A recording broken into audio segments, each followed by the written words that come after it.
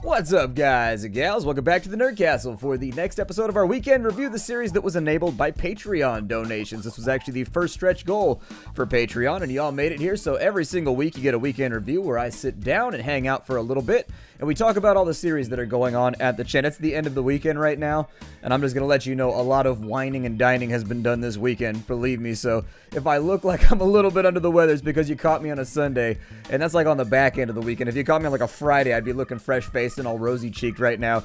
But at this point, I'm just like, sleep. Where is pillow? Sleep. So anyways, lots of stuff going on at the channel right now. I think we're doing reasonably well on a number of different fronts. We got a lot of series running. We have some going. We have some coming. Some things are getting put like way into the back burner and probably won't be worried about for a little bit. But as of right now, I'm fairly pleased with where we're at. I think we're going to be treading water for a week or two, because there's not a lot of releases until the end of September. So right around September 15th is when essentially gaming season starts. Like really the end of September is when we're going to start getting into the Christmas rush.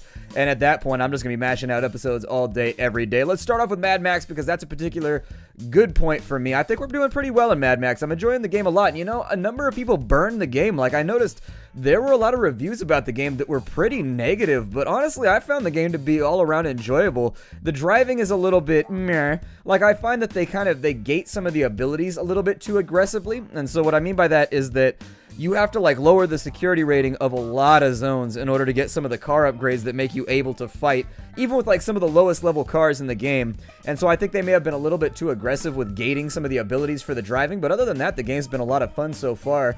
I've enjoyed it from the top to the bottom and really haven't understood a lot of the complaints that I'm seeing online. I think the game can be a little bit grindy if you're already burned out on like open world games. And I know it's been a big couple years for open world games, but anyways, that in mind, I suppose if you played Shadows of Mordor a lot, and if you played, you know, Infamous a lot, or if you played Prototype a lot, if you like those sorts of games, then I guess I could see Mad Max as being a little bit more of the same, but still the setting to me is so interesting that I have a really good time being a part of it, and so far, I've been really, really pleased with it. I bought it. I paid 60 bucks for it. Normally, when you're on a YouTube channel or a review channel, a lot of the stuff that is played on the channel is comped to you by the developers. They send it over for free, and that's one of the reasons why in my Q&A from this week, if you haven't seen my Q&A, you should check it out. There was a question on there asking about my game collection. I said that just on Steam, I have about 650 games, and that's because the vast majority of those are just like promos that devs send you. Like I would say, typically on Tuesdays or Wednesdays, I usually have about 15 to 20 games in my inbox, and I sort of sift through and I try to decide. Usually I request the ones that I want to play, and then all the ones that are sent to me sort of solicited, I guess. I take a look at them and I consider them for reviews and things like that. It's rare that I actually change my course of action throughout the course of the week based on something that was sent to me randomly, but it does happen from time to time. Sometimes I get sent stuff and I'm like, hey, I'll check it out. This looks pretty cool. I didn't have it on my radar, so I might as well.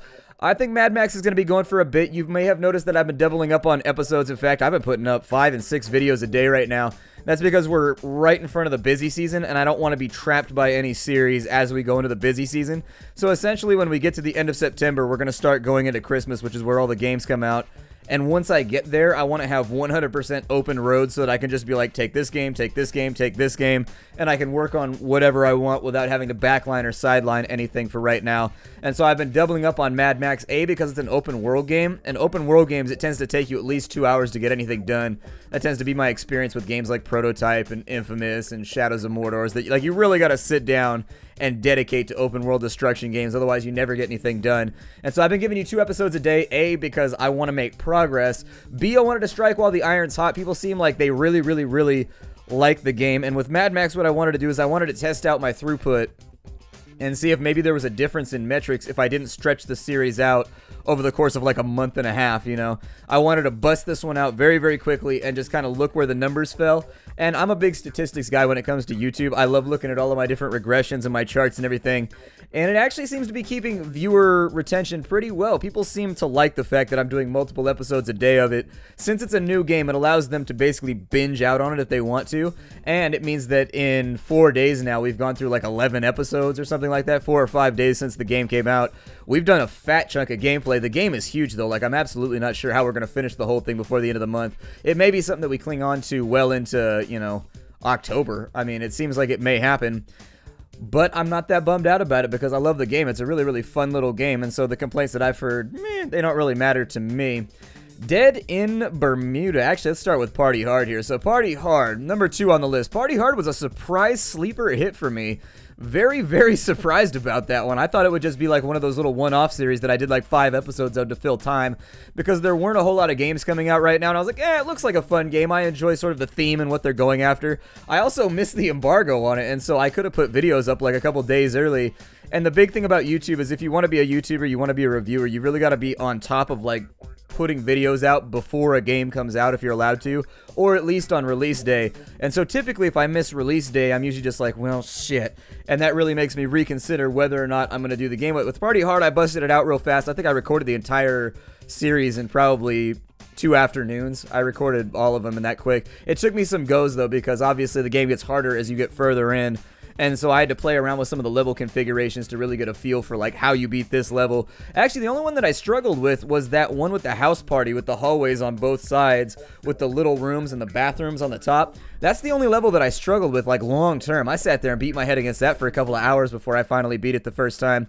And then I was like, okay, so now I can record the level in the episode because I know how to beat it. It took a while though, because everything is so fluid in that level and there's no escape points either. But everything other than that, it took me maybe 2 or 3 tries with most of the other levels, but I enjoyed the hell out of Party Hard. It was a good little game. I think that when you get past the campiness of it all, because I think that the game is, it's kind of on the edge where it's sort of a serious game, but it's sort of a joking game at the same time, and it's difficult to tell whether it's joking, trying to be funny, or whether it's just trying to be super grisly and violent. And I think it rides the line pretty well in between making like the player uncomfortable with what's going on screen, but at the same time, every now and again, when you start to take it too seriously, they give you like one of those weird, campy sort of horror scenes where there's the interrogation going on. Or there'll be like a funny death where a cop will come in and like pistol whip somebody until they fall into a punch bowl. I don't know. It's one of those games where I can't decide if they were trying to be funny or if they're trying to be serious about it. But I enjoyed the game from start to finish. In fact, I may play it through a couple more times. Turned out to be a very real sleeper hit for the channel, though. Like, it's done almost 50,000 views right now on the first episode alone, and I was just like, I thought it was just something that I was going to put up, and people seem to really, really like it, so fantastic. I don't know if we're going to do a season 2 of it. I'm going to play through tonight in my own time and see if the cop gets any extra storyline when he goes through and does it. If there's no extra storyline, then I'll probably stop it where it is, and I'm pretty happy with the series being complete where it's setting right now. But if there ends up being more storyline, I'll consider doing a few more episodes. But I'm pretty happy with where Party Hard went. I'm happy with where it ended, where it started. All around successful series for us, so that was really, really good stuff. Dead in Bermuda. You know, Dead in Bermuda is one of those games that I greatly like. I like it a lot, and we've got it running right now. But Dead in Bermuda strikes me, what I'm going to do with Dead in Bermuda is I've actually hit a bit of a treadmill in it, where I'm constantly trying to get past several issues that I can't seem to fix quickly enough before another issue pops up. And so what I may do with Dead in Bermuda is I may play like 2 weeks off camera until I get all of our issues like sickness, hunger, depression, all of those down to 0, and then once we're back at the point where we can start exploring the island again, I may open up with the next episode, because as of right now, I feel like we've done like 10 episodes of me just banging my head against the progression wall and unfortunately not really having much success with it. And so I think that might be what I do. I'll keep an eye on it, but I do like Dead in Bermuda. I do think that it's a very punishing little game, though. For a game that really doesn't give you a whole lot of guidance or tell you what you're supposed to do a lot of the time, it punishes you very, very heavily for sort of just like flipping the coin and making a choice. And so I think Dead in Bermuda, I think the challenge will appeal to some people, that randomness.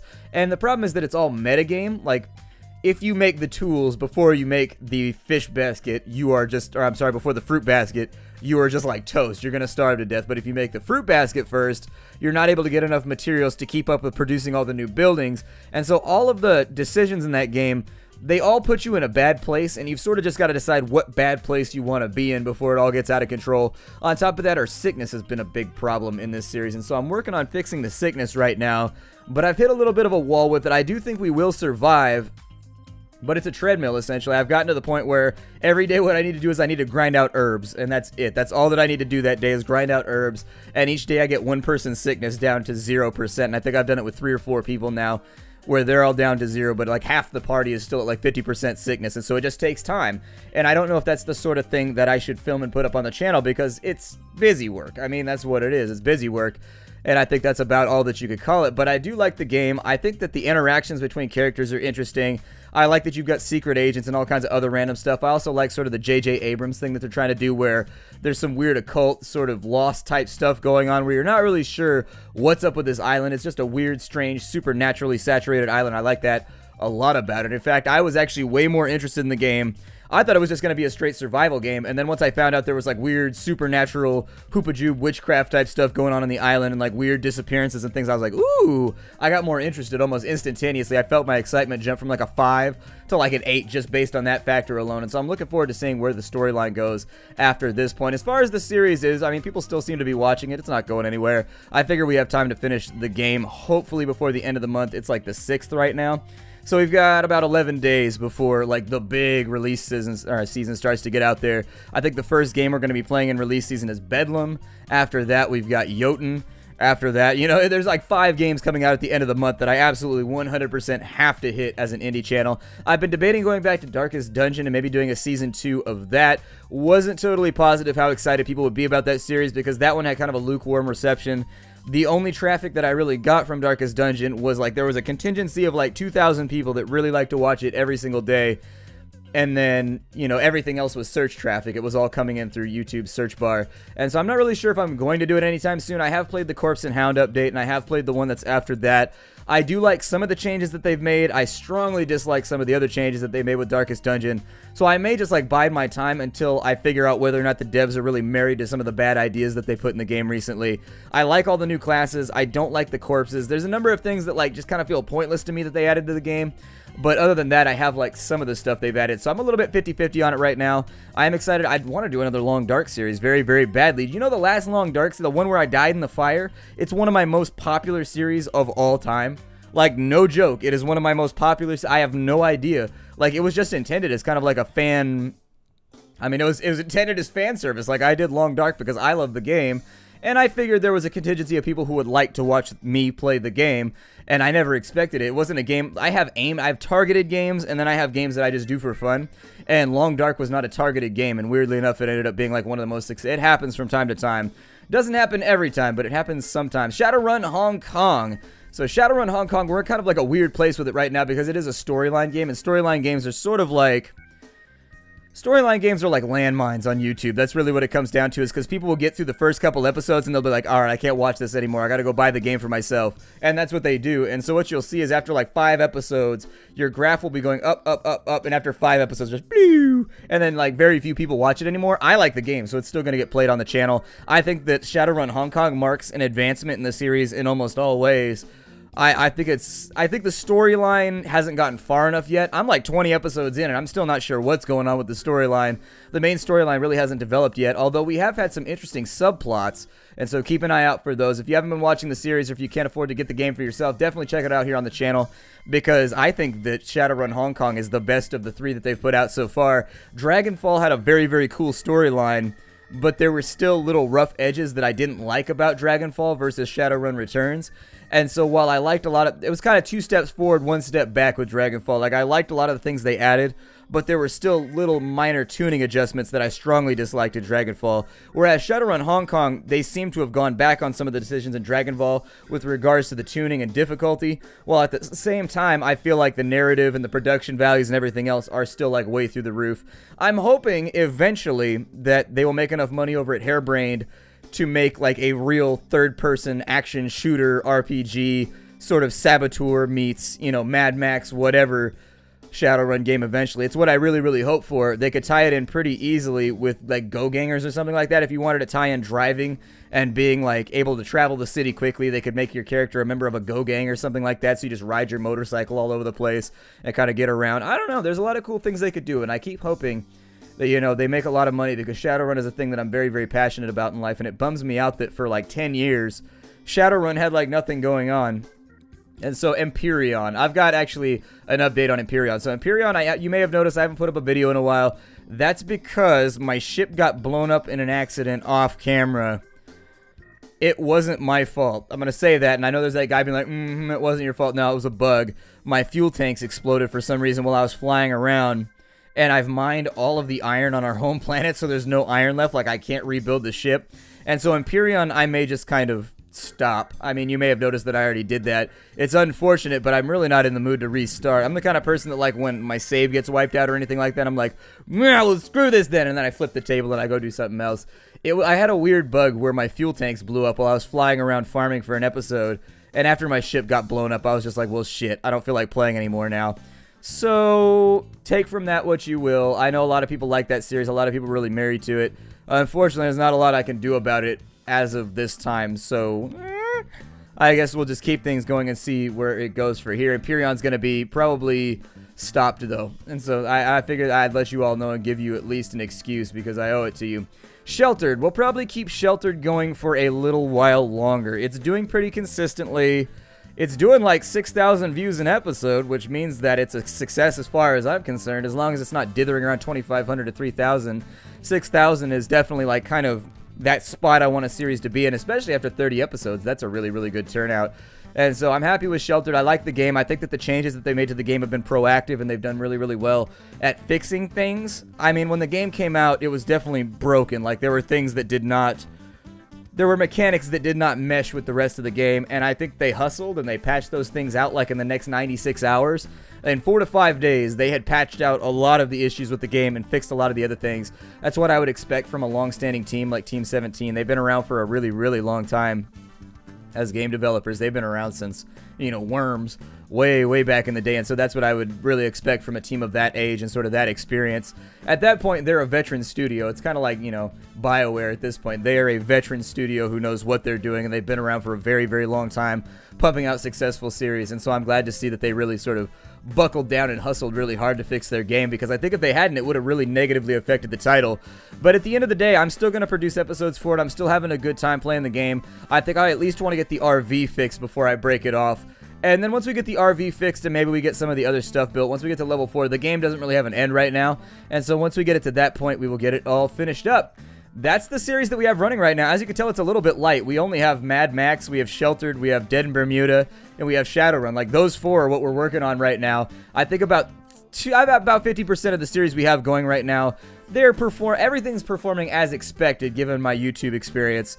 I think that I'm a little bit disappointed that Shadowrun has kind of fallen off, but that was expected as well. I had learned that lesson with... The thing here is that I learned that lesson with Pillars of Eternity, and around the time I did Dragonfall, I wasn't YouTubing full-time yet, so I didn't really care about the numbers at all. I was like, wow, whatever, I'm still in college.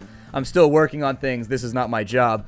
And so once it becomes your job, you got to be a little bit more aggressive about staring at numbers a little bit more often. Believe me, that's what's behind every successful YouTube channel, is sort of figuring out metrics. A lot of the guys, I'm just honest about it. That's really the only difference. Is a lot of guys will lie to you and just be like, oh, I love everything that I do ever. Rah, rah, rah, rah, rah, rah.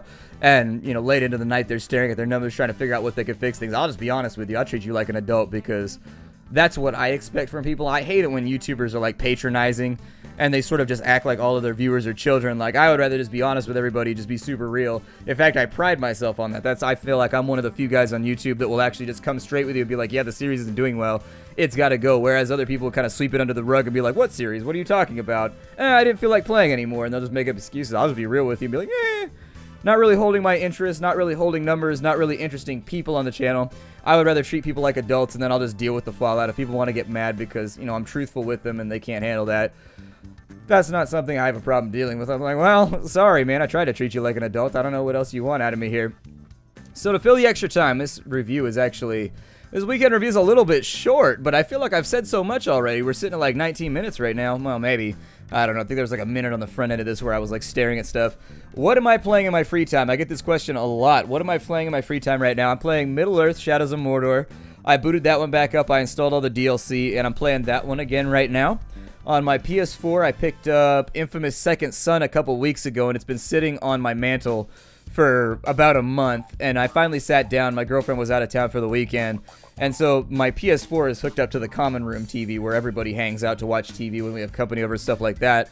And so a lot of the time I don't get to play games on the PS4 as much as I would like, because it's the public area. Like, it's shared space where everybody who lives in the house hangs out and watches TV and stuff like that. And it's a dick move to like sit there and play video games when other people are like, if there's like 3 people in the house that are like, hey, we want to watch TV, and you're like the one guy monopolizing the TV playing a video game, it's not the nicest thing to do.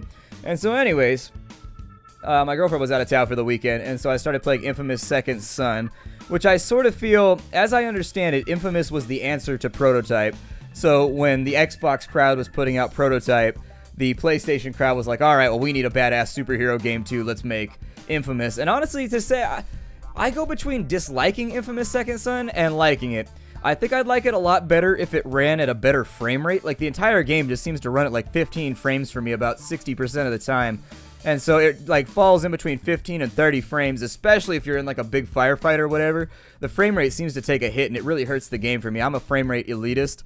Like, if it's on a console, I can accept 30 frames per second, but I want it to be solid. I don't want it to be bouncing in between 15 and 30 frames nonstop. I want it to be 30, smooth as butter, doesn't move.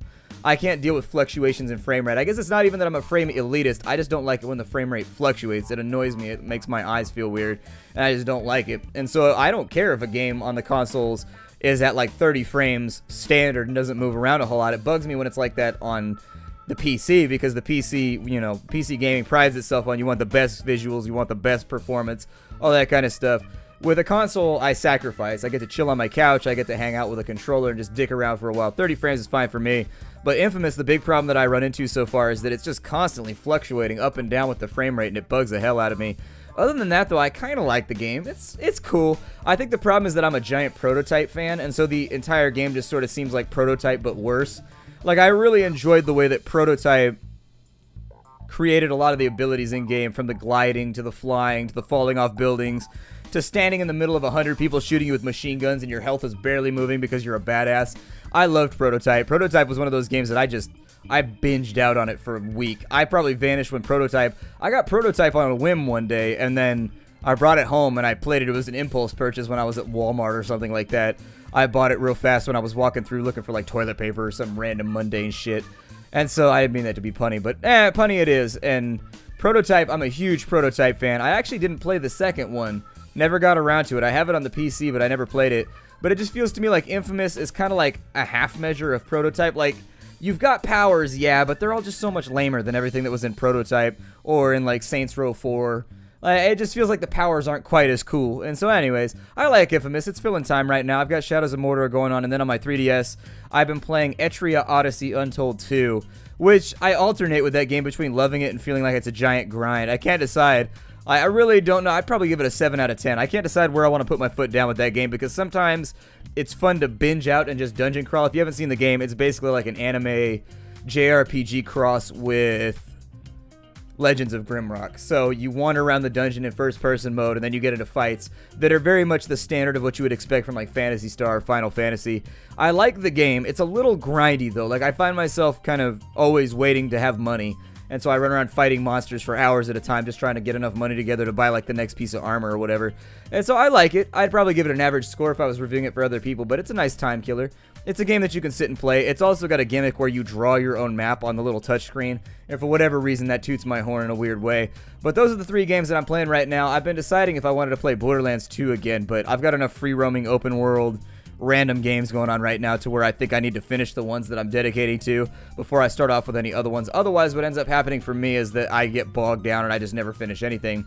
So that's our weekend review, a series that was brought to you by the Patreon donators. This video was 100% funded by hitting one of the stretch goals on Patreon. If you wanted to support us over there, go check it out. Just know that I am moving the rewards around right now. And no, it's not because I'm afraid of Corgi mode. Corgi mode is staying. That's actually one of the few ones that I'm happy with. The first couple that have been unlocked already, I'm going to let you keep those. But the ones in the middle right now, there's like 3 or 4 rewards. I want to move things around a little bit because I think some of the rewards, while funny, were not good for keeping audiences. Like, I think some of the rewards that I chose would alienate my audience a little bit. And so I'm going to move them around a tad. So if you're planning on donating, definitely check out the Patreon. You can support us through there. It's one of the big things every month that helps me keep everything cooking, helps me keep all my bills in the black and all that kind of fun stuff. And there are rewards for you guys. This video series on Sunday afternoons is the result of that. And so I will see you all later. This is the weekend review. I do this on Sundays where we hang out. We talk business for a little bit about the channel. It's not the most stimulating of videos, but it helps you kind of know my rationale for why I do what I do on the channel. And it allows me to talk about things about the games we currently have running that I wouldn't be able to otherwise. And so thank you for stopping by. I will see you all later. Hi to everybody, and I'll see you next time.